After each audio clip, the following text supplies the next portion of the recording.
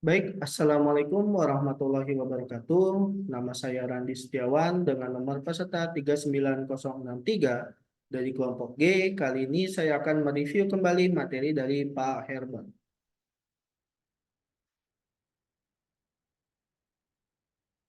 Baik, pertama-tama saya akan share screen terlebih dahulu.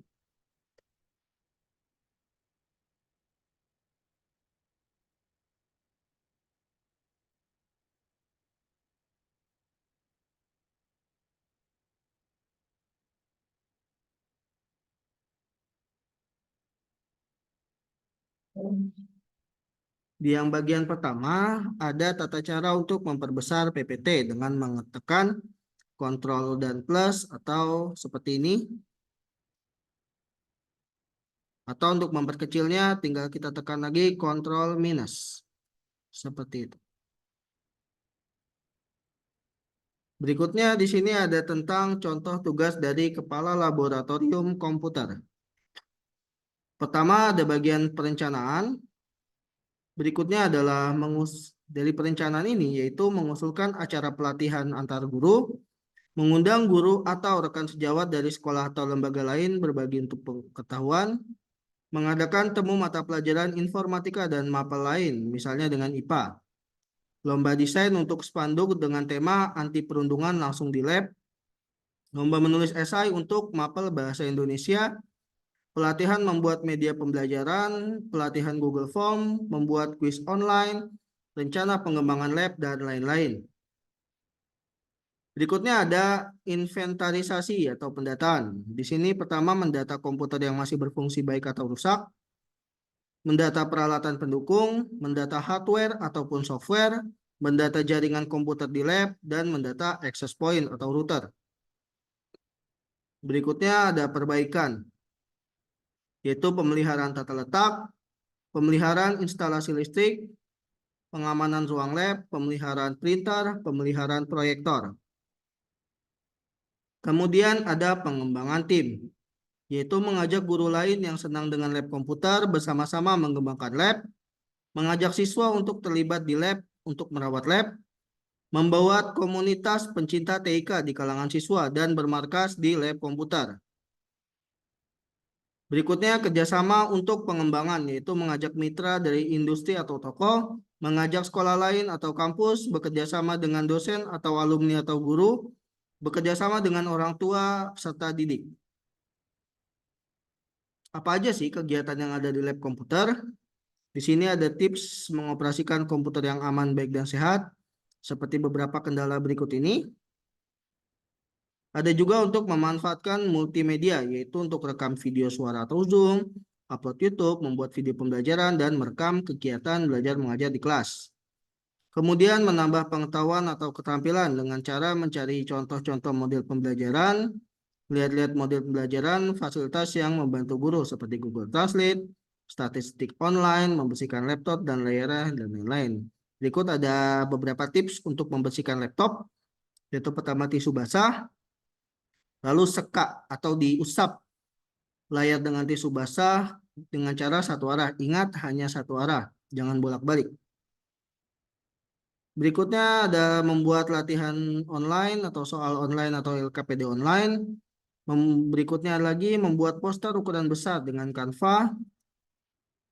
Membuat PPT yang menarik dengan Google Slide, membuat PDF, tips dan triks dari Microsoft Word, ChatGPT, kemudian browser pop-up blocker untuk bisa Google Chrome, Microsoft Edge, Mozilla Firefox, dan Safari. Itu di sini ada beberapa cara untuk pemeriksaan ejaan di Microsoft Word. Download kamus, jalankan MS Word, dan lain-lain. Dan lihat karya ilmiah yang relevan dengan bidang studi. Ada Sinta, Google Scholar, Scopus, Science Direct, Emerald. Kita coba salah satunya yaitu Google Scholar. Pertama new tab, kita ketik Google Scholar.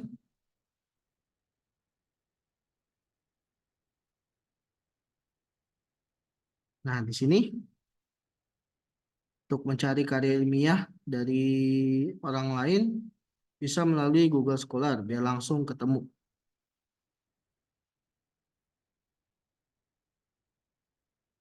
Nah, di sini langsung muncul Google Scholar. Misalnya kita mau mencari tentang STEM education.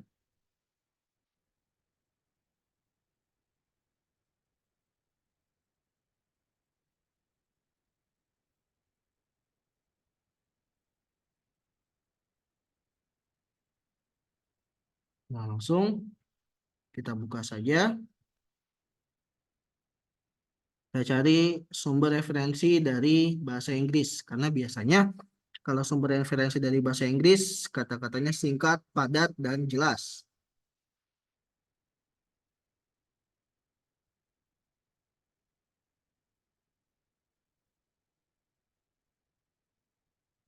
Nah, kita tunggu aja teks yang lagi loading. Nah, di sini muncul abstraknya. Nah, berikutnya, berhubung di sini bahasa Inggris semua, gimana caranya biar kita bisa mengubah ke bahasa Indonesia, khusus yang kira-kira kurang paham bahasa Inggrisnya? Pertama, klik kanan, lalu di sini ada pilihan Translate to Indonesia. Dan langsung, oh ya, klik lagi di sini, Indonesia. Oke, langsung di sini berubah menjadi bahasa Indonesia. Di sini bisa dilihat abstrak, meningkatkan pendidikan sains, teknologi, teknik, dan matematika, terutama bagi kelompok yang secara tradisional kurang beruntung, dan seterusnya, dan seterusnya. Atau misalnya bukan dari Google Scholar, dari Google Search. Kita mau mengubah ke bahasa Indonesia, kita coba dulu ya, semoga bisa.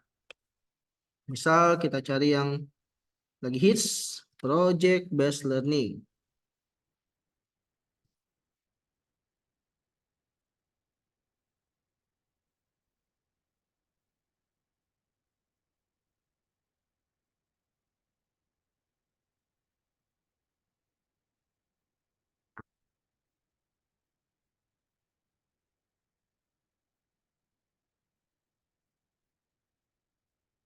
Sini langsung keluar.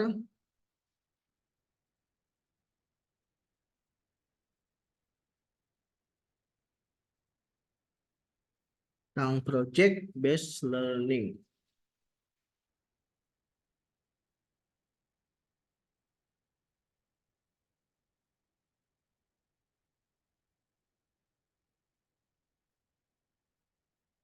Nah, di sini ada pengertiannya untuk mengubah ke bahasa Indonesia tadi, kurang lebih caranya sama.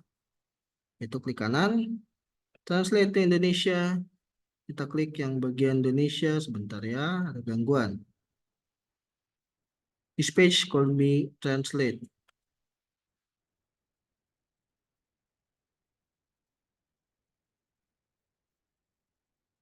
Oh, ternyata ada beberapa yang tidak boleh ditranslate.